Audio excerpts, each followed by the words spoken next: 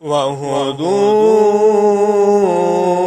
إِلَى الطَّيِّبِ مِنَ الْقَوْلِ وَهُدُوا إِلَى صِرَاطِ الْحَمِيدِ. أعوذ بالله من الشيطان الرجيم. بسم الله الرحمن الرحیم. اللہ تعالیٰ فرماتے ہیں 27ویں پارے میں وما خلقت الجن والانس الا لیعبدون، کہ میں نے تمام جنوں کو تمام انسانوں کو صرف اپنی عبادت کے لیے پیدا کیا ہے. میرے بھائیوں، کس نے پیدا کیا؟ اللہ نے. عبادت کے لیے نہیں، صرف اپنی عبادت کے لیے. یعنی کہ ایک مقصد، دو مقصد نہیں.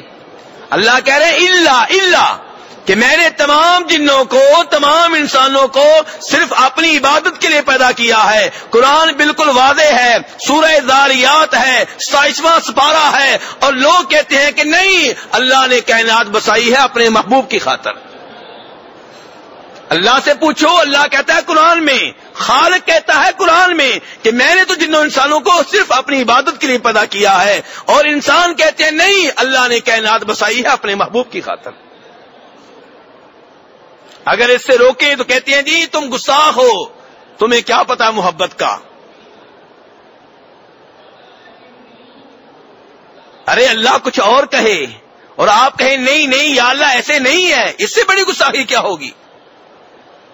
27واں پارہ کھول لیں میرے بھائیوں. قرآن پاک آپ کے ہاتھوں میں ہے، آپ کے گھر میں ہے، آپ کی مسجد میں ہے، جس میں اللہ صاف صاف کہہ رہے ہیں کہ میں نے تمام جنوں کو تمام انسانوں کو صرف اپنی عبادت کے لیے پیدا کیا ہے. اور اگر آپ آسمانوں کی طرف نکلیں کہ آسمان کیوں پیدا کیے، زمینیں کیوں پیدا کی، تو اس کا جواب بھی قرآن پاک میں موجود ہے. پہلے 27واں سپارہ تھا، اب حوالہ 28ویں سپارے کا ہے. پہلے سورہ ذاریات تھی، اب سورہ طلاق ہے. اللہ کہتے ہیں اللہ الذی خلق 7 سماوات ومن الارض مثلهن يتنزل الامر بينهن لتعلموا ان الله على كل شيء قدير وان الله قد احاط بكل شيء علما. لوگ کہتے ہیں اللہ نے کائنات بسائی اپنے محبوب کی خاطر. اللہ سے پوچھتے ہیں یا اللہ تو نے کیوں بسائی ہے؟ یا اللہ تو نے 7 آسمان کیوں بنائے ہیں؟ یا اللہ تو نے 7 زمینیں کیوں بنائی ہیں؟ اللہ کہتے ہیں میں نے 7 آسمان بنائے، میں نے 7 زمینیں بنائی. کیوں؟ لِتَعْلَمُوا أَنَّ اللَّهَ عَلَى كُلِّ شَيْءٍ قَدِيرٌ. اے انسانوں، تاکہ تمہیں معلوم ہو جائے کہ اللہ ہر چیز پہ قادر ہے، اور تمہیں معلوم ہو جائے کہ اللہ کا علم کتنا گہرا ہے. اللہ کی قدرت کے بارے میں جاننا، اللہ کے علم کے بارے میں معلومات لینا، اللہ کی ذات کی معرفت حاصل کرنا، یہ بھی اللہ کی عبادت ہے. تو خلاصہ کلام یہ نکلے گا کہ اللہ نے تو سارا سلسلہ قائم کیا اپنی عبادت کے لیے، اور ہم محبت میں آ کر، عقیدت میں آ کر من گڑت روایتیں بیان کرتے ہیں اور کہتے ہیں نہیں، محبوب علیہ السلام نے کہا تھا کہ اللہ نے کہا ہے کہ میں نے کائنات بسائی اپنے محبوب کی خاطر. ایسی من گڑت روایات محبت کے نام پہ، عقیدت کے نام پہ اگر پیش کرو گے تو کسی اور کو بھی روایتیں گڑنے سے تم روک نہیں سکتے.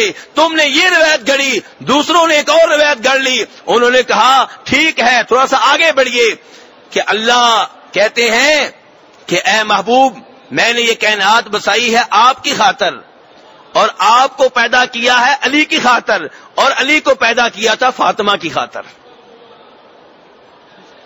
رضی اللہ تعالی عنہما. اب کیا کرو گے؟ ان سے کہو گے تمہاری روایت جھوٹی ہے، وہ کہیں گے تمہاری بھی جھوٹی ہے. کیا کرو گے؟ اگر یہ کہو گے نہیں جی جو مرضی بیان کرو، تو کہیں گے ٹھیک ہے ہم بھی جو مرضی بیان کریں. میرے بھائیو، نبی علیہ الصلوۃ والسلام کی طرف کوئی روایت منسوب کرنے سے پہلے 1000 بار سوچ لینا چاہیے کہ یہ روایت کس کتاب میں آئی ہے، حدیث کا نمبر کون سا ہے، بخاری شریف کی ہے کہ مسلم شریف کی ہے. بخاری مسلم کی تمام روایات صحیح ہیں، اگر کسی اور کتاب کی ہے تو پہلے چیک کرنا پڑے گا صحیح ہے کہ ضعیف ہے. تو میرے بھائیو، کہنے کا مقصد یہ ہے کہ اس آیت میں سورہ ذاریات میں اللہ نے بتا دیا کہ جنوں انسانوں کی تخلیق کا مقصد اللہ کی عبادت ہے.